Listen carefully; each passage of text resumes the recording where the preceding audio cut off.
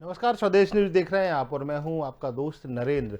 आज सबसे बड़ी बात कोरोना काल को लेकर जो बातें हो रही हैं, और कोरोना काल की अगर स्थिति की बात करें तो सबसे ज़्यादा अगर कोई प्रभावित हुआ है तो वो हैं बच्चे, क्योंकि पिछले साल से करीब 1 साल हो चुका है और स्कूल बंद है। हालांकि परीक्षा की तिथियां आई, परीक्षा की बात की गई कि परीक्षा कराई जाएगी, लेकिन फिर से जो सेकेंड थ्रेड कोरोना का आया उसके बाद स्कूलों की स्थिति ऐसी हो गई कि उनको खोलने के लिए भी सरकार ने मना कर दिया।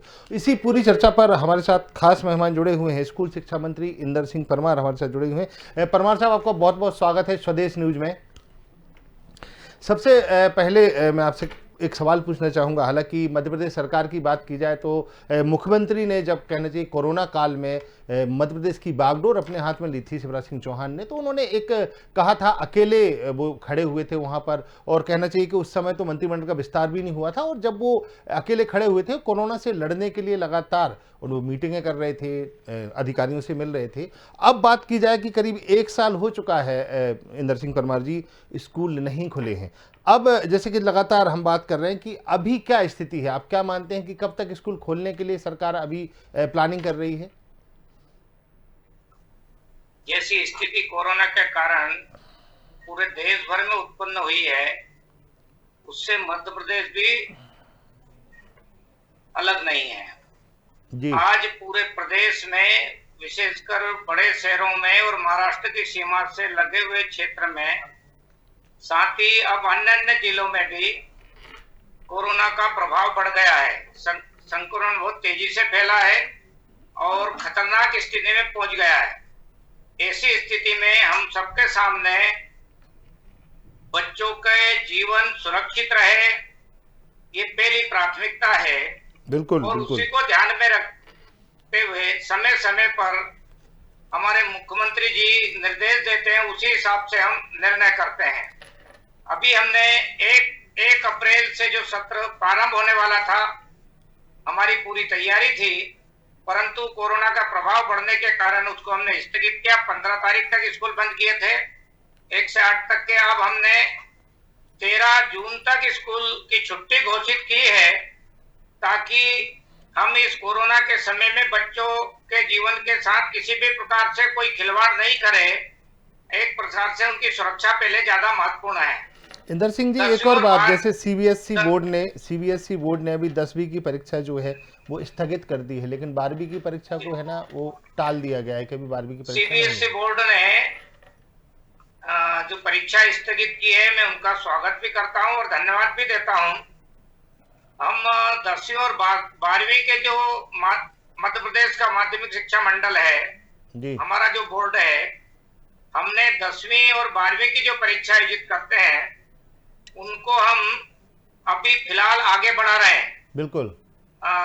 परिस्थिति के अनुसार फिर निर्णय करेंगे कि आगे क्या करना है, क्योंकि अभी जब तक हमारे पास कोई रास्ता नहीं दिख रहा है, इसलिए हम अभी से कोई भी निर्णय करना नहीं चाहेंगे। हम अच्छा निर्णय करेंगे, छात्रों के हित में निर्णय करेंगे, और जनता की जैसी मानसिकता है और लोक हित के जो निर्णय हो सकते हैं वैसा निर्णय हम करेंगे। बिल्कुल। एक और बात है इंदर सिंह जी की, अभी जैसे कि निजी स्कूलों की जो फीस की बात हुई थी, और हालांकि वो मामला कोर्ट तक भी पहुंचा, लेकिन मध्य प्रदेश सरकार ने अपना स्टैंड कायम रखा था उस पूरी बात पे। हालांकि कई दौर की आपकी बातचीत भी हुई उन लोगों से। प्राइवेट स्कूलों ने कई बार सरकार पे दबाव भी बनाया, लेकिन कहना चाहिए कि सरकार कहीं ना कहीं अडिग रही। अब प्राइवेट स्कूल की फीस को लेकर कई बार इस तरीके के जो कहना चाहिए पेरेंट्स या फिर स्कूल के बीच में कई तरीके के विवाद होते रहते हैं, उस पर क्या सरकार अभी रणनीति बना रही है? हमने पिछले साल सत्र प्रारंभ होते से ही कोरोना लग गया था जी और इसलिए स्कूलों ने जो फीस निर्धारित की थी जी उसमें जब कई जगह से शिकायत आने लगी जी तो हमने ट्यूशन फीस के लिए निर्देश जारी किए। कोर्ट ने भी यही कहा था कि ट्यूशन फीस ले सकते हैं जी क्योंकि जो ऑनलाइन पढ़ाई करा रहे थे प्राइवेट स्कूलों की भागीदारी भी 40% हमारे शिक्षा विभाग में है जी। इसलिए वो हमने ध्यान में रखते हुए ट्यूशन फीस का कहा था। लेकिन कई स्कूलों ने उसके बाद भी ज्यादा फीस लेने की कोशिश की है, वहां की कई जगह शिकायत आई है जी। उन शिकायतों को ध्यान में रखते हुए हमने कलेक्टर और हमारे जिला शिक्षा अधिकारी को फिर से निर्देश दिए थे जी और जहाँ जहाँ ऐसी कंप्लेंट आ रही है जी। वहाँ के कलेक्टर उनकी शिकायतों की जांच करके कार्रवाई कर रहे हैं। इंदर सिंह जी, एक और बड़ी बात, जैसे कि इस कहा जाए कि सरकारी स्कूलों की बात की जाए कि पिछले 1 साल से स्कूल बंद हैं, ये सत्र भी लगता कोरोना की भेंट चढ़ जाएगा, तो उनके लिए क्या पढ़ाई की सरकार ने वैकल्पिक व्यवस्था की है? प्राइवेट स्कूल तो ऑनलाइन पढ़ा रहे हैं, मध्य प्रदेश सरकार क्या कर रही है उनके लिए? हम जिस प्रकार से गए साल भी हमने जी व्हाट्सएप ग्रुप बना करके टीवी चैनलों के माध्यम से जी पढ़ाई जारी रखी थी। अपना घर अपना विद्यालय एक योजना प्रारंभ किया था, उसके माध्यम से भी हमने पढ़ाई का कार्य पूरा करने का प्रयास किया था, परंतु फिर भी कई जगह पर हमको उसमें सफलता नहीं मिली थी। इस बार फिर यदि जून के बाद ऐसी स्थिति बनती है तो हम जहाँ ऑनलाइन पढ़ाई हो सकती है वहाँ ऑनलाइन कराएंगे, और जहाँ पर ऑनलाइन की व्यवस्था नहीं होगी वहाँ हम हमारे शिक्षकों को इस प्रकार से प्रेरित करेंगे जो छोटे समूह में बच्चों से कांटेक्ट करके या फोन पे बातचीत करके उनका उचित मार्गदर्शन करें। जी बिल्कुल। अच्छा, अभी ऐसा कोई प्लेटफॉर्म सरकार ने बनाने की तैयारी कर ली है क्या कि जो प्राइवेट सरकारी स्कूल हैं वहाँ पे बच्चों को प्रोवाइड कराया जाए? हालांकि ग्रामीण इलाकों में कहा जाए तो इंटरनेट की सुविधा भी नहीं है, अगर देखा जाए तो सरकार के लिए एक बड़ा चैलेंजिंग हो जाएगा, लेकिन फिर भी एक कोई रूपरेखा या फिर आपकी निश्चित रूप से एक बड़ा चैलेंज है जी। हम ग्रामीण क्षेत्र में जो इंटरनेट की जो प्रॉब्लम है, लेकिन हम टीवी के माध्यम से जो हमारी पढ़ाई थी उसको हम निरंतर रखेंगे। बच्चों को टाइम टेबल दे करके निश्चित समय अवधि में यहाँ से मैटर उपलब्ध कराया जाएगा। अब इसमें जो अभिभावक शिक्षित है जी, जो परिवार में यहाँ कोई ना कोई पढ़ा लिखा है, वो तो बच्चों को ठीक से बिठा सकता है, पढ़ाने का आग्रह कर सकता है, बिल्कुल। लेकिन चुनौती उस जगह पर है हमारे पास है जहाँ पर अभिभावक अशिक्षित है, उनके लिए फिर समस्या आएगी। तो ऐसे परिवारों को हम चिन्हित करके वो संभवतः 50 विद्यार्थी में 8-10 परिवार ऐसे आएंगे जी, उनको हम हमारे शिक्षकों के माध्यम से अन्य प्रकार से उनके संपर्क करके और उन बच्चों की भी पढ़ाई प्रभावित नहीं हो, ऐसा हम प्रयास करेंगे। अच्छा, इसके लिए कोई रूपरेखा बनाई है कि हम उन बच्चों को कैसे चिन्हित करेंगे, उन तक कैसे पहुंचेंगे हमारे टीचर? अभी पिछला सत्र समाप्त हुआ है मार्च में जी। अगले सत्र की सारी तैयारी हमारी चल रही है कि आगे साल कैसे कैसे हमको करना है जी, क्योंकि हम 1 से 8 तक के जो 1 अप्रैल से स्कूल खोलने वाले थे जी, और उन बच्चों के लिए हमने तैयारी की थी कि भाई स्कूल खुलेगा, अच्छा वातावरण रहेगा, अच्छा माहौल रहेगा, 1 साल के बाद स्कूल खुलेंगे जी, तो सब दूर उत्साह का वातावरण था जी, लेकिन कोरोना की मार से जी फिर से सारे लोगों को निराशा हाथ लगी है जी, और इसमें हम जैसी परिस्थिति बनती जाएगी जी, वैसा समय पर अच्छा निर्णय करते जाएंगे, लेकिन हम कोशिश करेंगे कि विद्यार्थियों की पढ़ाई प्रभावित नहीं हो, विद्यार्थियों में उत्साह बना रहे, अभिभावकों में भी उत्साह बना रहे, अपने इस प्रकार का प्रयास करें। अच्छा इंदर सिंह जी, एक और बड़ी बात की जैसे कि कहा जा रहा है कि 10वीं और 12वीं के मध्य प्रदेश बोर्ड परीक्षा में जनरल प्रमोशन होने की बात चल रही थी, ऐसा कुछ करने वाली है क्या सरकार? नहीं, शासन की नीति जनरल प्रमोशन की नहीं है जी। हम जनरल प्रमोशन के पक्ष में नहीं है जी। हमने 9वीं और 11वीं की परीक्षा में भी जी बहुत सारे लोगों ने कहा कि जनरल प्रमोशन हो रहा है, हमने कहा नहीं, जनरल प्रमोशन नहीं होगा। बिल्कुल, हम जनरल प्रमोशन के पक्ष में नहीं है जी, हम परीक्षा की पद्धति बदल रहे हैं। बिल्कुल, बहुत बढ़िया। कॉलेज में भी हमने जी पिछले साल ओपन बुक सिस्टम से परीक्षा ली थी जी, और जो विद्यार्थी यदि घर पे पढ़ाई नहीं करता है जी, तो वो किताब देने के बाद भी वो कुछ नहीं लिख सकता, इसलिए पढ़ाई करना जरूरी रहता है जी। तो परीक्षा का पैटर्न केवल हमने बदला है जी, लेकिन जनरल प्रमोशन उसमें भी नहीं कर रहे हैं जी, और जनरल प्रमोशन 10वीं और 12वीं में भी नहीं करेंगे। बिल्कुल।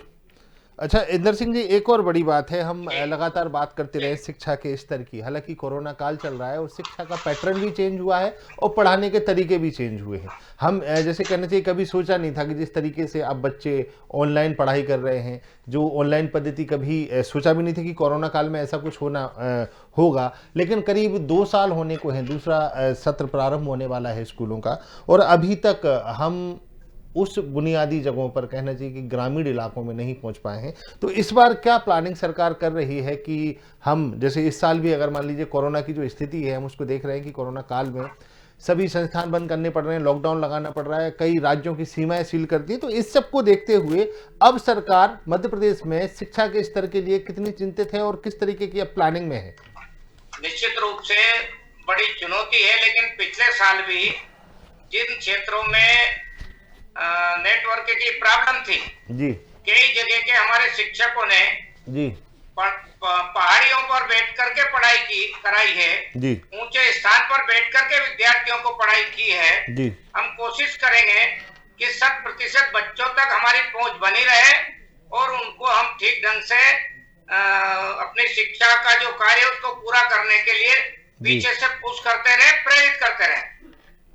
जी, आपने एक बड़ी महत्वपूर्ण बात कही कि 12वीं और 10वीं के जो पेपर हैं, हम जनरल प्रमोशन के सरकार पक्ष में नहीं है।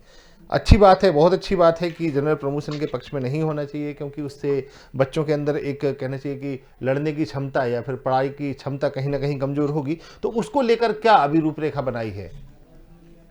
नहीं, हम ये प्रयास कर रहे हैं कि कोरोना जब तक कंट्रोल हो जाएगा जी, और मई लास्ट तक की स्थिति में हम जैसी स्थिति बनेगी वैसा निर्णय करेंगे और उसी हिसाब से हम परीक्षा का प्रोग्राम जारी करेंगे। अच्छा, पहले भी कहना चाहिए अभी 9वीं की और 11वीं की जो बच्चे हैं उनके स्कूल में परीक्षा हुई है, हालांकि बीच में कुछ दिन स्कूल भी खुले हैं।